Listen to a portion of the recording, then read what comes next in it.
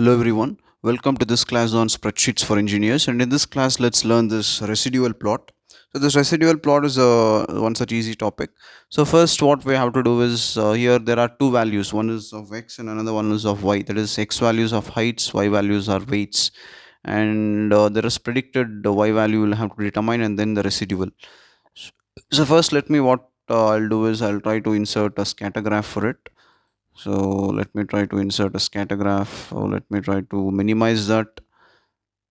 So okay, and also let me try to give this y values as minimum. Let me try to give it somewhere around 57, and x values let me give somewhere around 150 so that it will look much good. So 150. So let me format the axis. Let me get to give the fixed minimum value as 150, and let me try to give the minimum fixed y value as 57.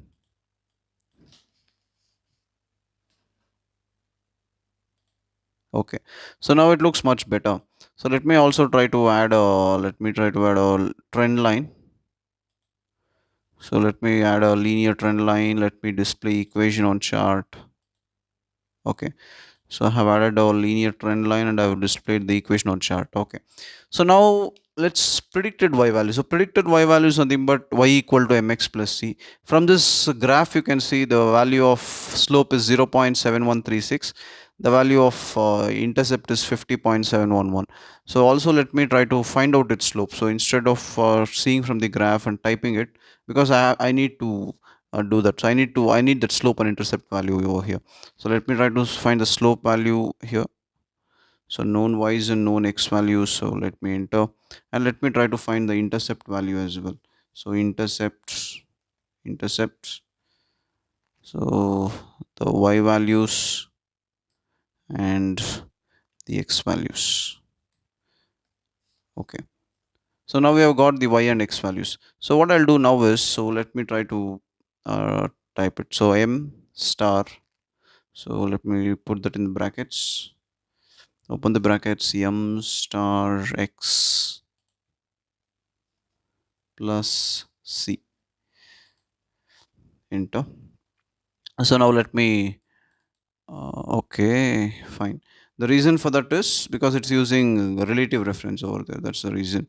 So what you have to do there is you have to actually this one, actually let me try to delete this, and then let me try to delete whatever I found that intercept over here. So let me try to find it over here, intercepts, because as I told it's using relative reference over there, we'll have to block it. So let me try to find out the y values and x values. Okay, so now when I'm selecting this formula, so here the slope is found in the f16 and intercept in g16.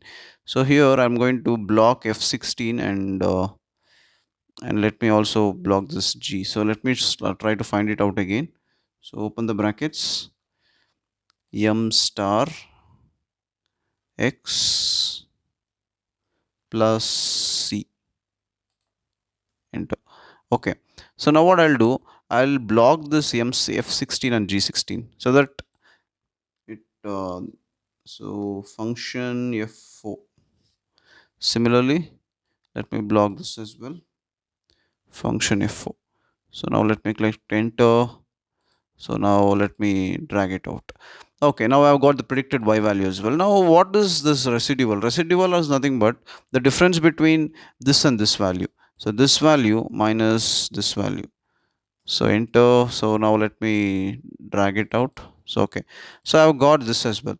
So now the final one will be whenever I take the if I have to create a residual plot, I have to create this x and this residual. So selecting this x and residual.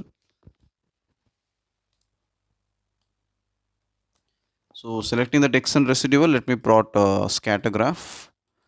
So that is all about this residual plot. Okay, so let me try to drag it over here down. Okay, here you have positive and negative both as well. So you can see it, you have positive and negative. So x values, in minimum it starts from 150 something. So let me try to format the axis. Let me try to give minimum value as 150 so that it looks much better. And residual values, the maximum is 10 and the least one is somewhere around minus 3 point minus 4.5. So minus 5 to 10. So let's give something like that. So minus 5 to 10. So that is the y value. So minus 5 to 10, go to format axis.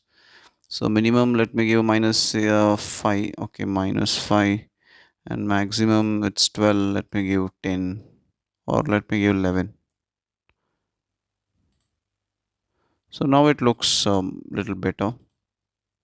So if I have to add a trend line, you can see there is fluctuations in the data. So positive and then negative, then again positive. So let me try to give something like so let me try to give a polynomial trend line to it. Or if I try to give something else, no, it doesn't suit. The linear or something, it will not suit. So, or this moving average trend line will also be fine. Moving average trend line we can give. Okay. So this is how you plot a residual plot.